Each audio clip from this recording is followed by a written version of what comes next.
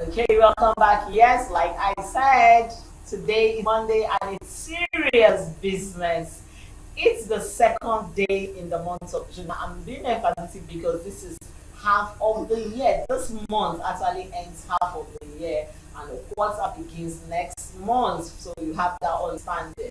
We've had a lot of conversations on the show, but it seems a lot of people are still sluggishly finding it around how to go about or navigate life. And this morning, we decided to start this new month on a very personal note, and we are discussing personal growth and development.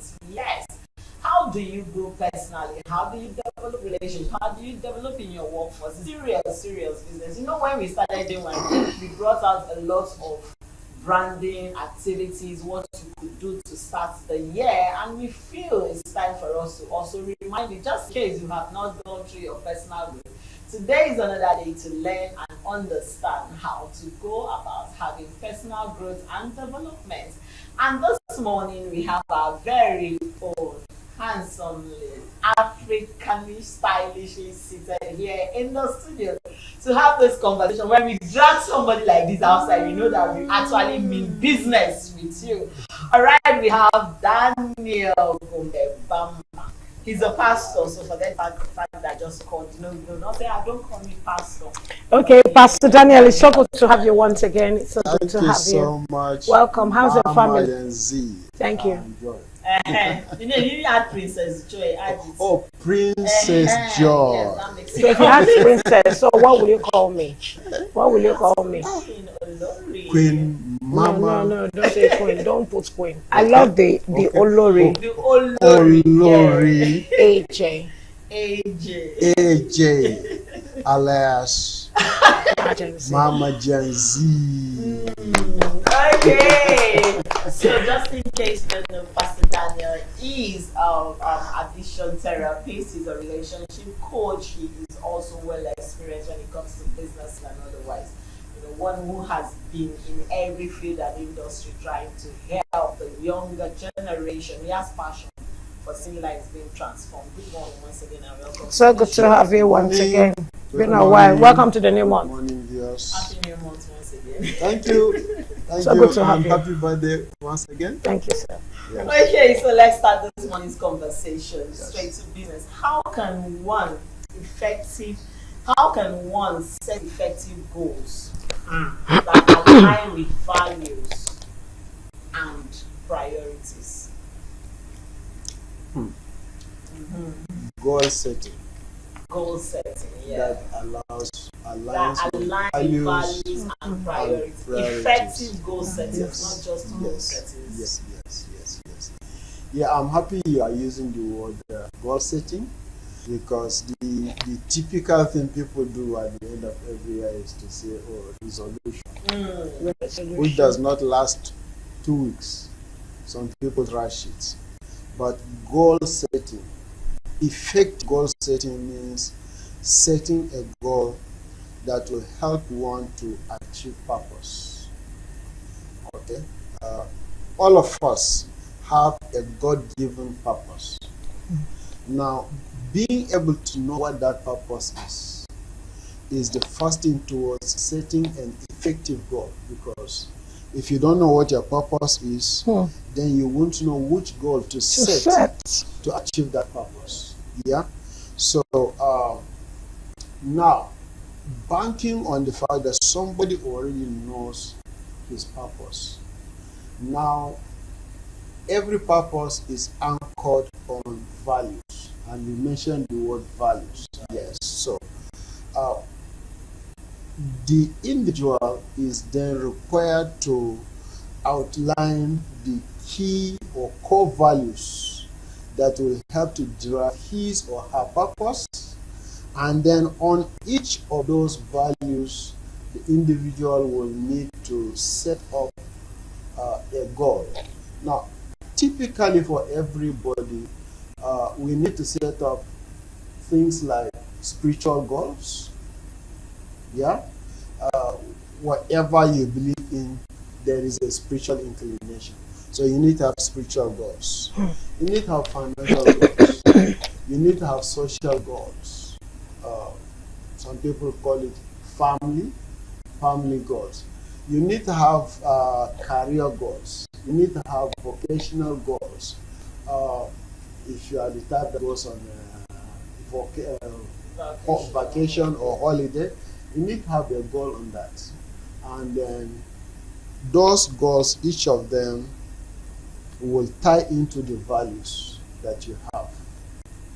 And then, of course, once you set up your goal, you break them down into workable templates so that you are not eating an elephant at a go.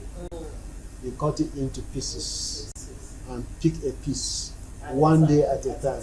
So you have a 1 year goal, break it into monthly, break it into weekly, break it into daily, and break it into hourly. So that each day you wake up, you are waking up to something. You are not second guessing what that day means for you.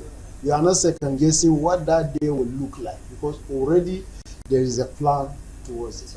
Thank you very much. There's a plan towards it. I want to find out, setting back, when you have setbacks, Yeah.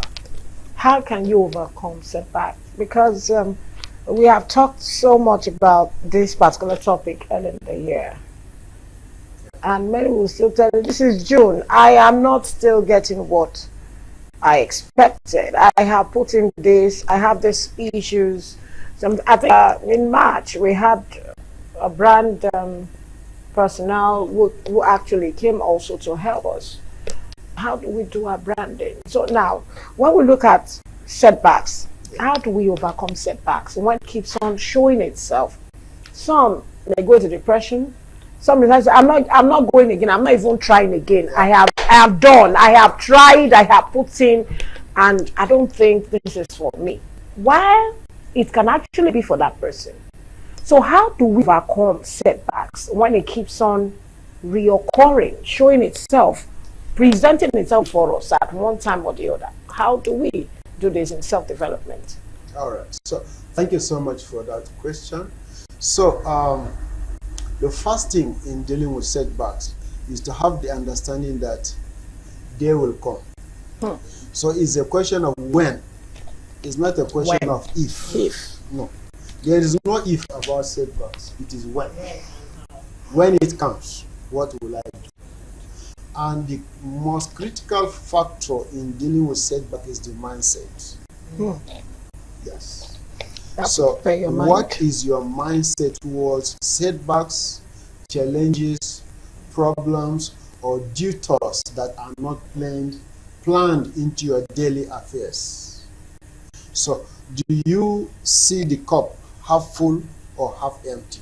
So do you see this setback as an opportunity to get better, or do you see it as a bus stop that you cannot pass?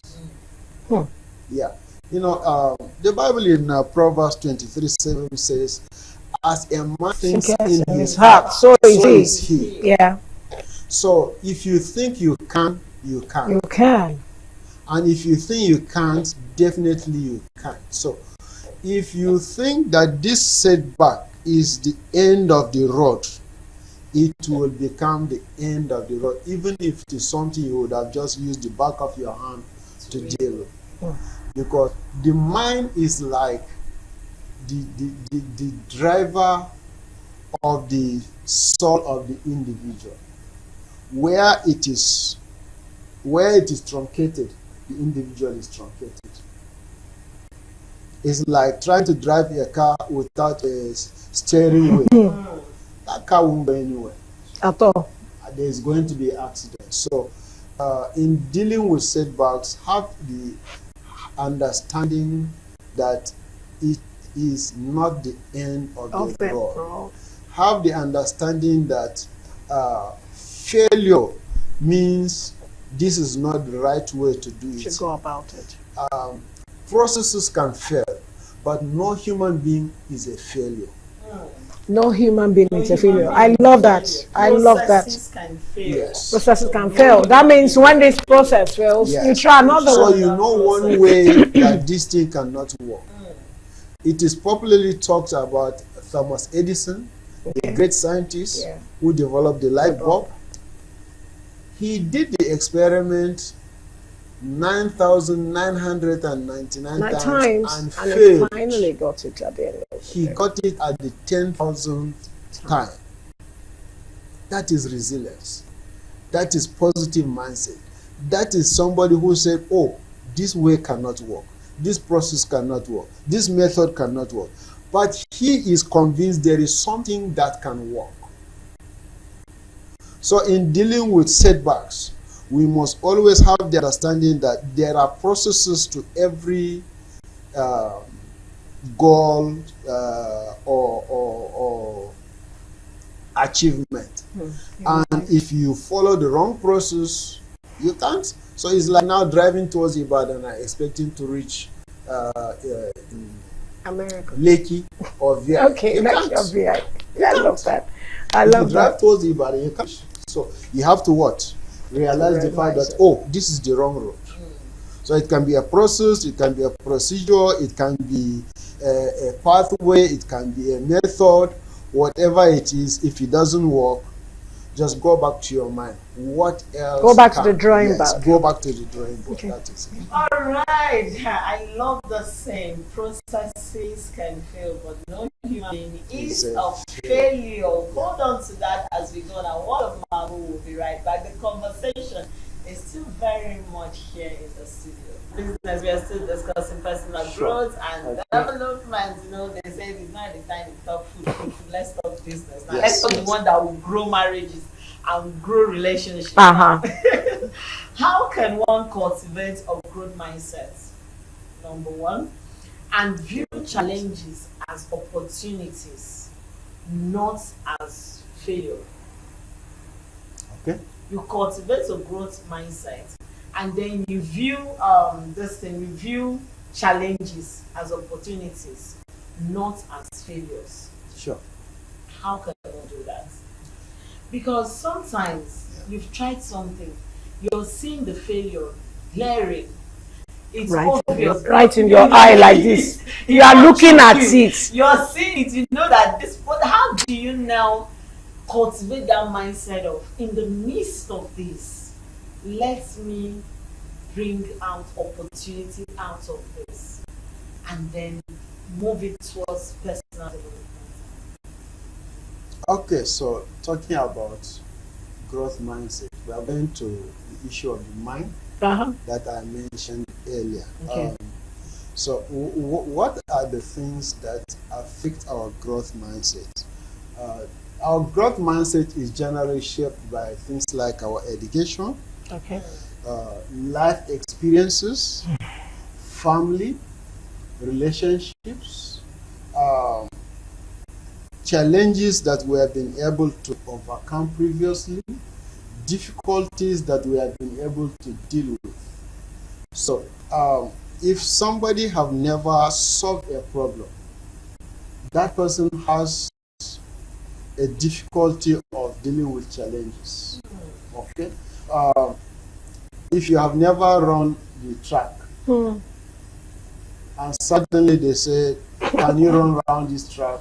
You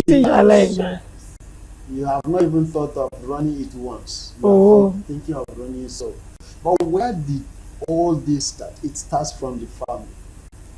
It starts from the upbringing. In our Proverbs 22:6 says, train up the child in the way he should go. And when he is old, he will not depart from it. Depart from it. So it is at that level where you start putting in values into the individual, where you start putting in character, where you start putting in the right behavior, where you start training the child on the right attitude, how to build relationships, how to maintain relationships, how to value relationships. So all those things, they built into the individual's mind, such that the person now grow up with a mindset that this thing can be dealt with, this thing can be taken care of, this thing can be solved. Okay. Now, as the individual grows up, he tries to live with family. Then at that point, you need to start taking up reading of books. because now you are not depending on what the family is feeding you with. You have to start feeding yourself. Just like you can't continue feeding a man or a woman on milk all his life. A time will come that he has to go to real hard food. Sure. So you start reading books, okay? You start applying what you are learning from those books, and then gradually you find that you build yourself up. So now you have a mindset that tells you that challenges are opportunities. Mm-hmm. You would have seen it in books, you would have practiced what you read, because a lot of times where people get it wrong is they read books and they don't practice it. They don't even remember. They don't put it to use. Like, yeah, so they don't remember because at the time they read it, they didn't put it to practice. It's like going to see a doctor. You get prescription, you get drugs, and you keep it on your table. It doesn't add value. So when we read books that help us to reshape our mind, you know, because every day we have to learn and learn and relearn as we grow. So if you don't apply what you are learning from the books, a time will come where a challenge will come. You can remember the knowledge, but there was no application. And because there is no application, you become handicapped. You are not able to apply the knowledge at that point because you have not practiced it. Okay? So in terms of developing the mindset, it starts from childhood. You grow up, you go into books, you go into mentorship. You have a mentor that helps to coach you. You have a guidance that helps to guide you. You know, different associations. If you are in office, you have challenges in the office. You have people. You have peers. You have those under you that you open up to, that help to. Because we are not meant to be islands. No, we are not meant to be islands. We are meant to have people around by us. our side. We are meant to have people above us. We are meant to have people below us. All those people, they help to form us. That is why when you see an individual that is withdrawn, that person is likely to have a lot of challenges because it does not benefit from the environment around it. Okay, so this is what I want to find out from you. What role does mindfulness play? Mindfulness and being mindful of, you know, going through that mistake, that error. My father once tried and he didn't make it. My mother has been saying a lot about it. You know, that kind of mindfulness. Yes. What role does it play in the process of self-development and growth?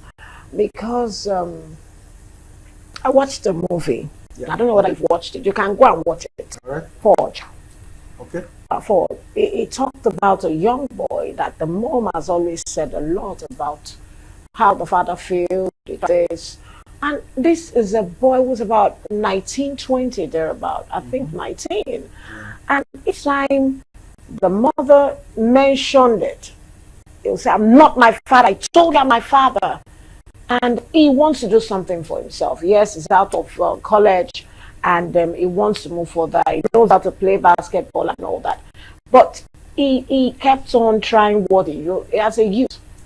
But the mother kept on hammering at any little error of this boy. She would say, "This was how your father." And to pick it up, I love the fact that even though he never knew Christ then, he would, you know, reject it immediately. I am my father. Now we have some people who mindfulness play a lot of jackpot on them. I don't want to fail. And many of the youths that are so lazy, many of those, you know, I'm not saying all our youths are hardworking, intelligent, they are smart, they can do great things and they want to explore. But for those ones who like, I don't need to run this, there's a better way, do Yahoo Plus, do scam here and there. For those ones who believe, I will try. Some people have been robbing this nation, I want to rob. Some people have been using pennies, and it is because of this mindfulness. So, what role does mindfulness play in a personal growth and self-development? Because it's one of the issues we are really finding ourselves hammering on, using as excuse, and it keeps many people at one spot. They will be looking at another spot. Yeah. What role does it play, sir? Okay, so when we talk of mindfulness, there are two things that drives it, Yeah. and whichever one of them one allows to drive that mindfulness will lead to a destination. Okay. One probably a desirable destination, the other one not very desirable. So we all are mindful. However, that mindfulness, is it being driven by emotion or is it being driven by purpose? So we look at purpose Purpose and emotion. emotions. Yes. So help us out with this. Yes. So you see, purpose keeps you in focus. Purpose means there are challenges, there are difficulties, but there is a goal on which you keep the eye. And so that mindfulness is targeted to achieve that goal. But when emotion is the driver, the Bible says God has not given us the spirit of fear. Yeah, but of sound but mind, of power love, of boldness. and of love and of sound mind. Now, sometimes people operate out of fear. That is allowing their emotion to control what they do. So their mindfulness is being driven by fear. Sometimes it is being driven by anger. Sometimes it is being driven by things like self-esteem. So when that is the goal, I always tell people that anytime emotion is the driver of your life, accidents are bound to happen. Anytime Yes, emotion is the driver of your life. Accidents are bound to happen. Now, when purpose is the driver, purpose focuses difficulties, challenges, and turning them into opportunities. But emotion, the person can just go into depression. That is emotion. And then that's when you feel like nobody loves you. Nobody loves me. Nobody cares for me. I am mindful of what happens to them. I'm calling them. I'm doing it, but nobody is attending. It is because you are doing it out of emotion. It's not out of purpose. Okay. So when we say mindfulness, what is behind mindfulness determines what you get out of it. That's why you see some people are mindful, but they are not productive. Because emotion flips them into joy today, flips them into anger, flips them into sadness, flips them into depression, flips them into all kinds of. But when you purpose, whether there is joy, whether there is sadness, whether there is challenge, whether there is difficulty, there is a goal. And purpose keeps you aiming that goal. And when you meet people who live like that, you'll find that they hardly fail. They hardly fail. If they fail, then it might be due to something that is beyond probably, let's say, human. It's like, okay, I want to walk to the moon with my leg. Okay. It's not humanly possible. Now, let's bring it out to round up the show now. Personal growth in marriage. Yes. How can one achieve personal growth in marriage? Now, I walk into marriage, I have my goals, I have my purpose, I have what is driving me, and I meet a young man who, quote unquote, from first day is projecting that to me. And then I feel like together we can build something. And then we walk into marriage, it becomes a different ballgame. Because a lot of ladies, mostly the feminine, have found themselves in this shape. They had everything going for them. They were driven by purpose. They were driven. You see them, we call them go-getters. Yeah. And the moment they do that, I do, it's like everything was watered down. What would have gone wrong? Is it that they were not really focused, or they allowed emotion of marriage overshadow them to swallow the purpose and determination they had? Thank you so much for that question. From my personal experience and from what I have studied, most of what leads to that challenge is either poor or lack of proper premarital counseling. Now, when people are preparing for marriage, you see people investing in investing in feeding guests, investing in all kinds of things, Ashobi and the rest. The question is, how much are they investing in the life they live after? After. Wedding is an event. Sure. Marriage is a lifetime affair. So, okay, there are premarital counseling, there are premarital programs that couples can engage in that will help them to understand each other better, that will help them to draw closer, to harness their goals, to harness their values, and bring everything together. Because after marriage, there is no I again. It is we. We. Oh, Now Yes. we, So let's get together. once you get married, you must kill that I thing. the I must be dead. Yes, the I thing must be dead. Dead. So we will do this. I will drive it for us.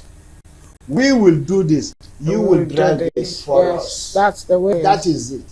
So, but people don't focus so much on premarital. So you have a belief that when we get married, okay, so for example, there's a lady who feels she is called to be a missionary, and she has a husband who is a banker.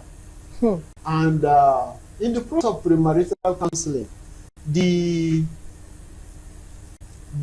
coach asked the lady, you want to be a missionary, your husband is a banker, so will you forfeit your missionary ambition, Commission. or is leaving the bank Banking. to follow? Focus. And the person said no. Open. I thought she is going to trash that idea of missionary thing after we get married.